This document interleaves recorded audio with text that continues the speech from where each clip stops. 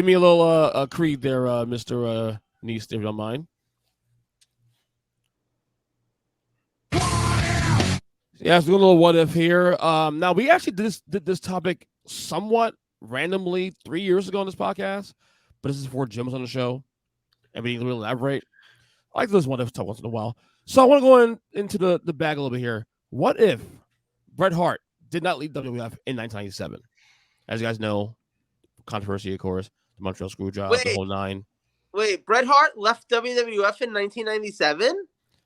Well, did you ask the guy? Dude, I'm rewatching Raw. Spoilers. Fucking asshole. Don't worry. If you were actually watching Raw, you would have already been asleep. It's actually one of the. Don't say shit about what happens with Shawn Michaels. I think that man's gonna have a very long career that never has a break. And the eye that goes that way.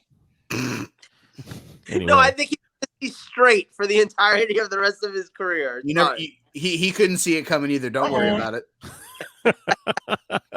So I want to have a big round of discussion on Bret Hart, especially with Jim being here, because Jim is, of course, the Bret Hart gatekeeper.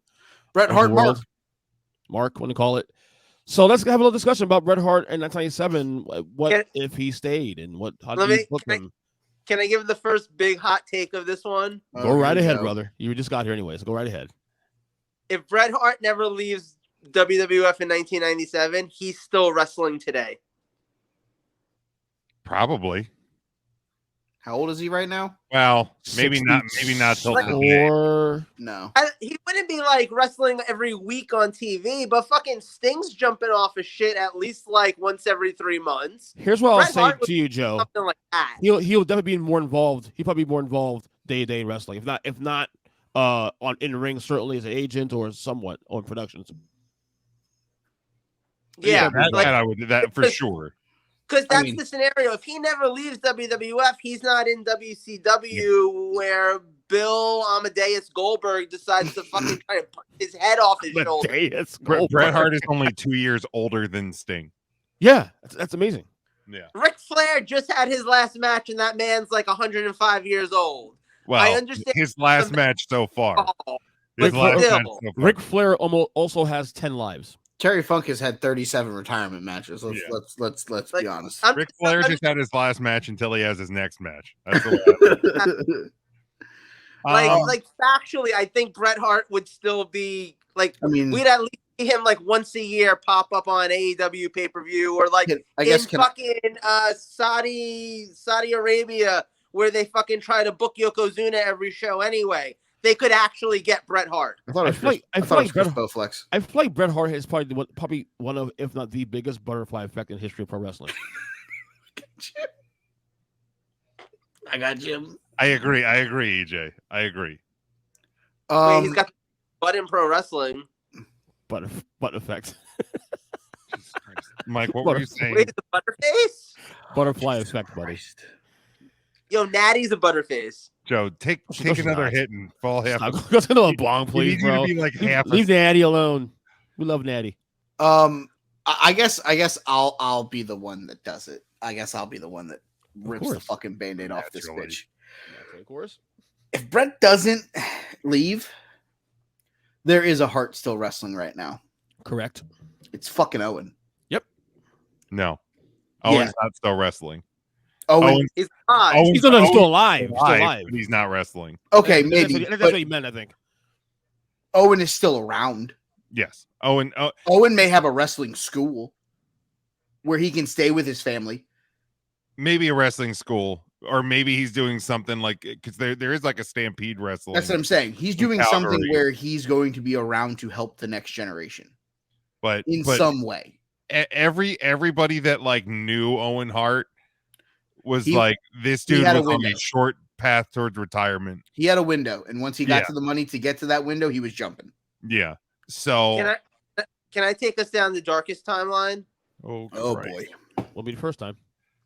Won't be the last.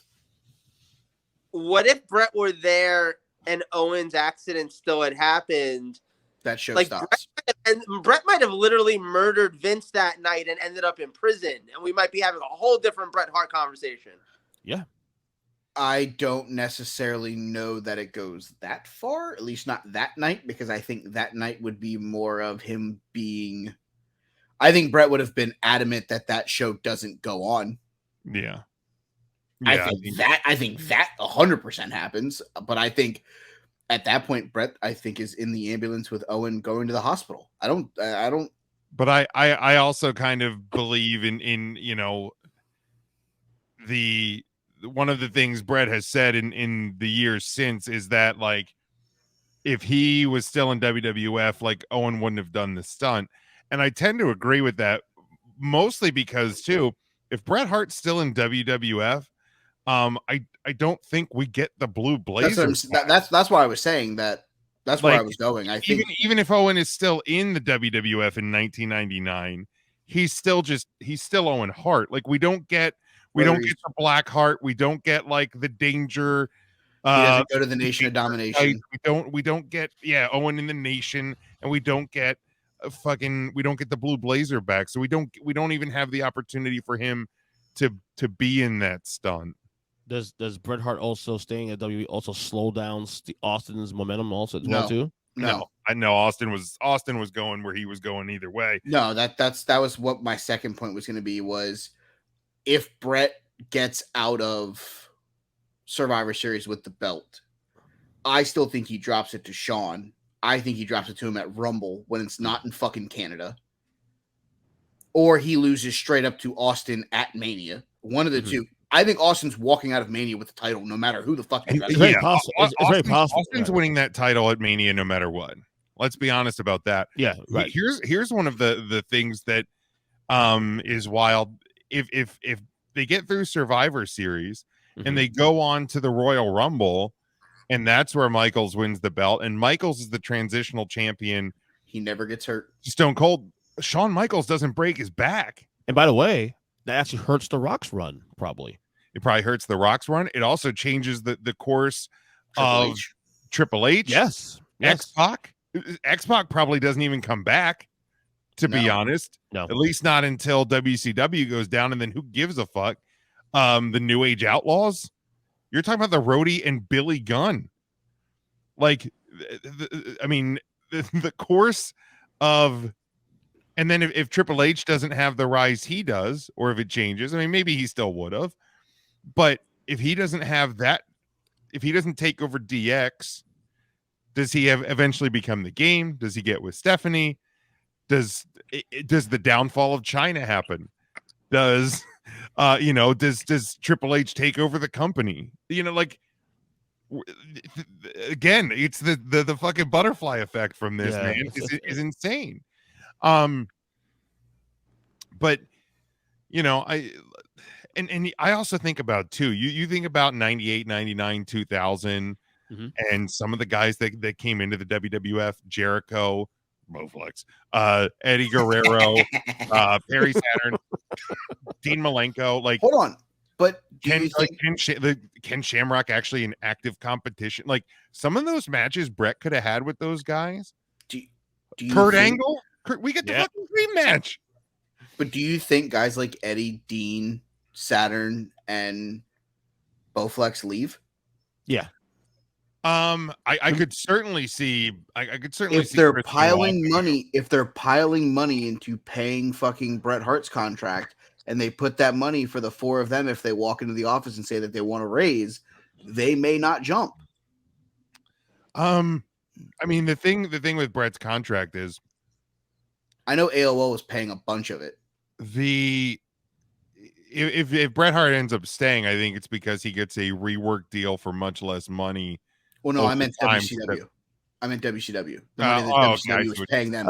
If they give a raise to the Radicals, do the Radicals leave? I think Benoit maybe have eventually come over. I was gonna say go ahead. A lot of their leaving was more political based, and they felt like they felt like they didn't have support of the office. But if you don't have Bret there, that's one less person that's taking up money, salary. Yeah. Not just that. But it wasn't a money thing. TV time.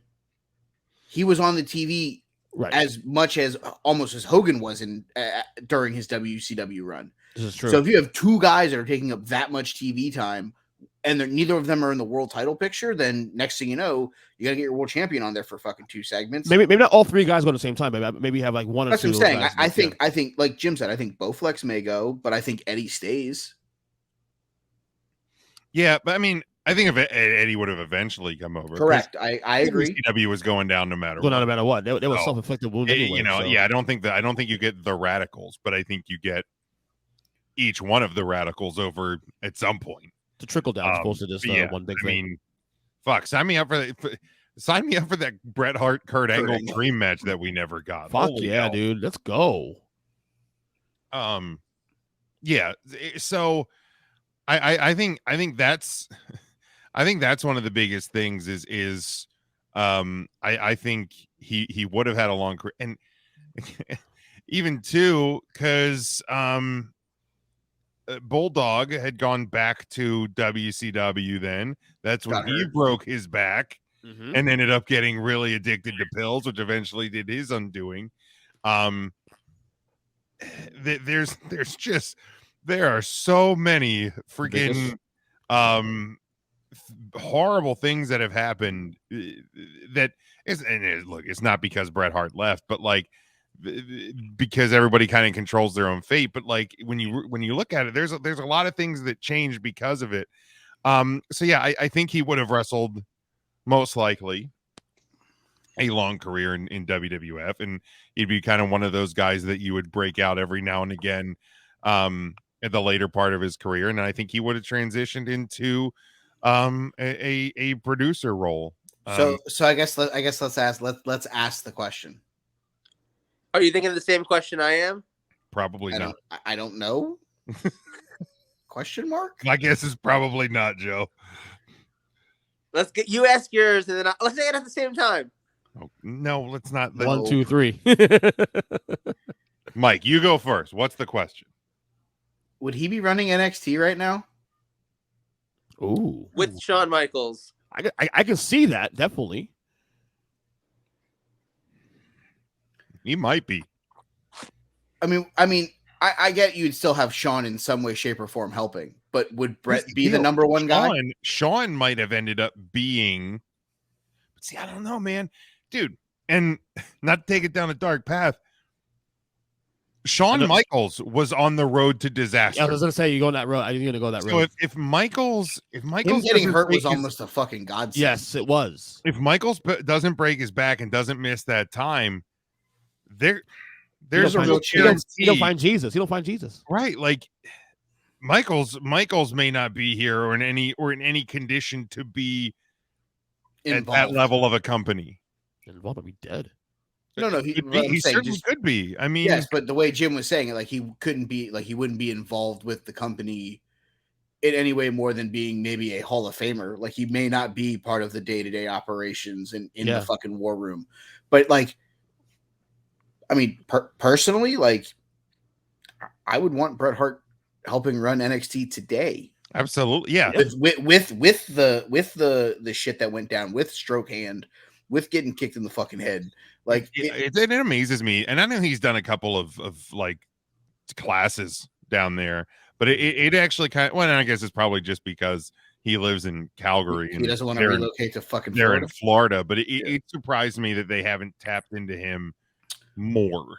I'm surprised that they haven't built a fucking like an almost like a Canadian chapter of NXT with him being like. I mean, they have a Stampede Wrestling back in, like they did.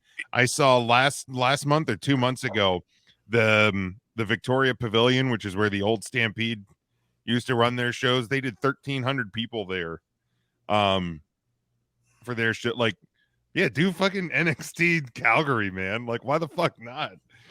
So we weren't thinking of the same question.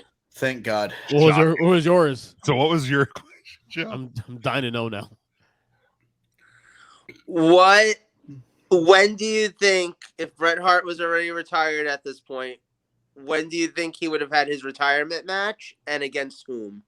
Yo, that's a really good question. Shawn's the obvious answer, so I won't go there. I don't think Shawn's the obvious answer. Shawn's a possibility at all. I mean, I'll tell you who I would have wanted it to be. Who? It would have been in New Orleans. It would have been at WrestleMania 30. It would have been against Kurt Angle. Yeah. Fuck. Dude, that's real good. I was gonna say, like, I was looking at his age. He'll be, next year he'll be 66, so he'd be 56 at WrestleMania 30. And I don't need it to be a fucking 60-minute masterpiece. Give me a 15-minute fucking. Give me the intros. Give me those two guys going out, because that would probably have been the second or third time those guys had wrestled. Yeah, they would have had matches before. So I feel like in the I gave you the darkest timeline before, where Bret Hart ended up in prison. Let me give you the happiest timeline. Owen lives, and he gets his retirement match against Owen at some even if Owen had already retired himself and comes back. I was gonna say, I think he's Owen's retirement match. Yeah, I think he's Owen's last match. I think that match takes place at a WrestleMania, but I think Bret still has. You actually, when that match happens, I think you could get Owen back for Bret's match, but when that could have happened if you do an Owen match. You do it at the Survivor Series that was in Canada a couple years ago. You do it. No, when you do it, 2019 when we were doing the Big Four in Toronto. That's what that's the one I meant. The SummerSlam. The SummerSlam. Survivor Series. Because they had that steel cage match was at SummerSlam. Their best match. Yeah, and no, because look, that's the original family drum. That's the OG. It's like the Maple bloodline. You know what I mean? Like, it is the Maple bloodline. Jesus. EJ, give yours. I'll give mine then. No, mine was Angle too. Actually, mine was Angle as well. Something you're not used to hearing from your wife. Give yours. Can you come up with a different one if we're kind of trying to do this? I'm trying to think of it now because I had Angle's mine also too. Because Jushin Thunder Liger. Or did you said maybe Michaels, right? Did you say Michaels? Michaels was the obvious answer. I said I didn't want to go to the obvious one. That's not an obvious answer for the record. Well, so then take the obvious answer to you. God.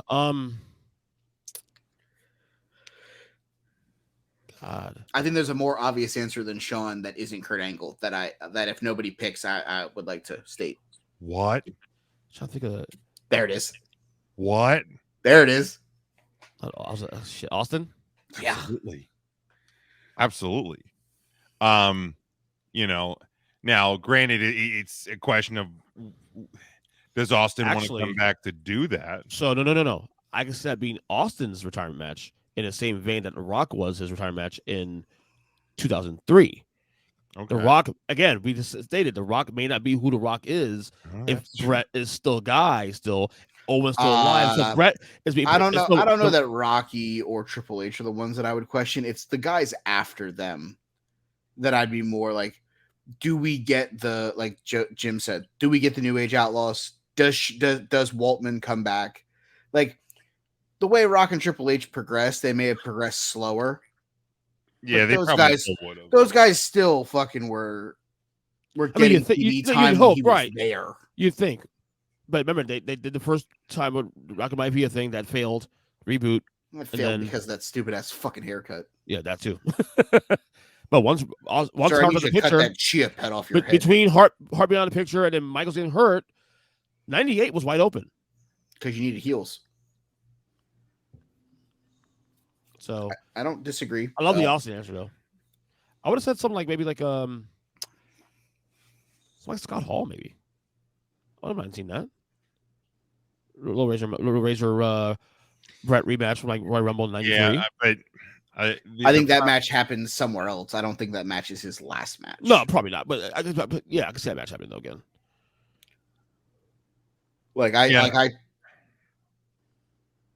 I'll go Austin. I'll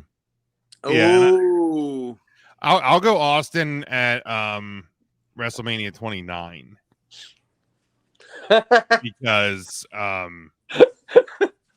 New York was always big with Bret Hart.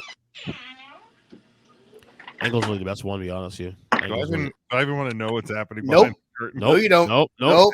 Don't stare at the black screen. We've already had this conversation. Don't pay no attention to the man behind the curtain. Straight ahead. Focus.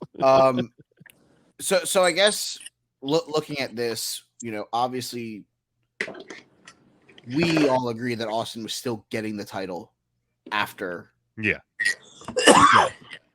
Is he beating Bret at Mania? Is he beating Shawn? Is he fighting a different transitional champion? So Bret was feuding the Patriot prior to the Michaels Montreal match. Mhm. You can argue that at that point by September that while Bret was a champion, Austin was hot at that point. Taker Michaels was hot. That Bret was kind of secondary in a sense.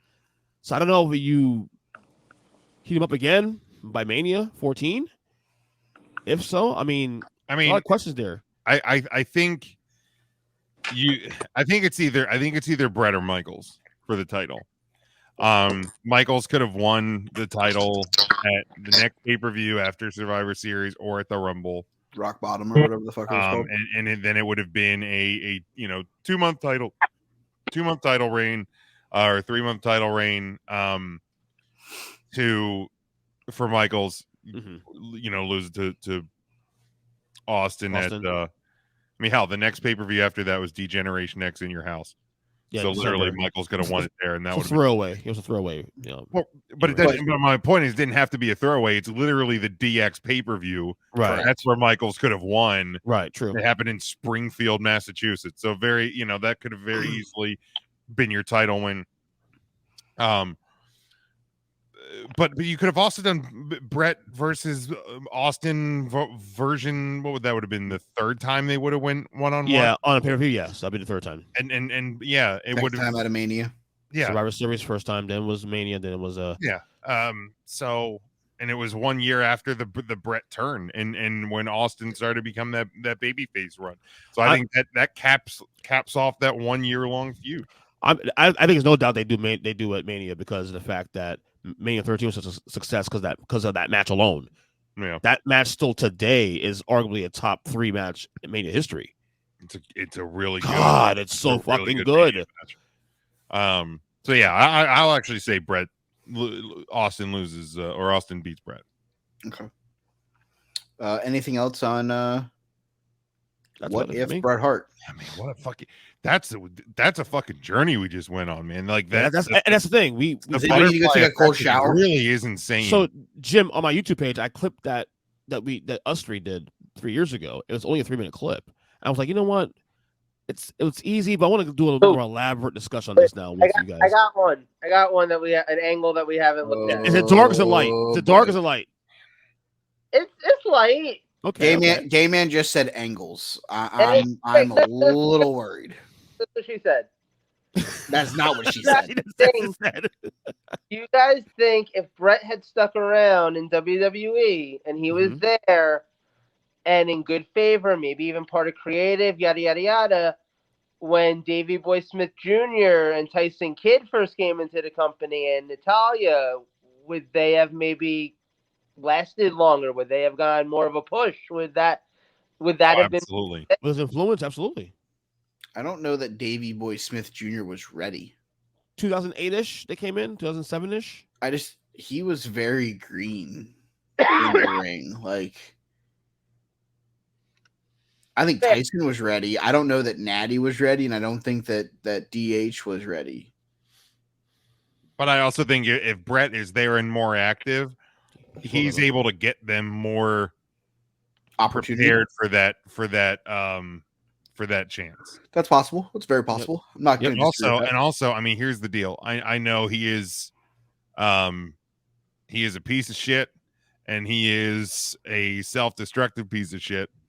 But if Bret is still on that level with that company, there is a possibility, albeit a small one, that you don't have the personal derailment of Teddy Hart. Because Bret, at least at that level, again, WWE signed him at 17. If Bret is kind of in that like Triple H, like Triple H later in his career, human being, right? Like if Triple H is in that, or is it Bret Hart's in that role towards the end of his career, he may be able to kind of help keep Teddy from making really poor decisions that eventually led to his complete derailment. Isn't there a documentary on him on Peacock? Horrible human being. Yeah, and it's fucked up. He is a terrible human being. Horrible human being. But again, maybe, and I'm not sitting here saying it's a guarantee, but maybe he doesn't go down all the roads he went down.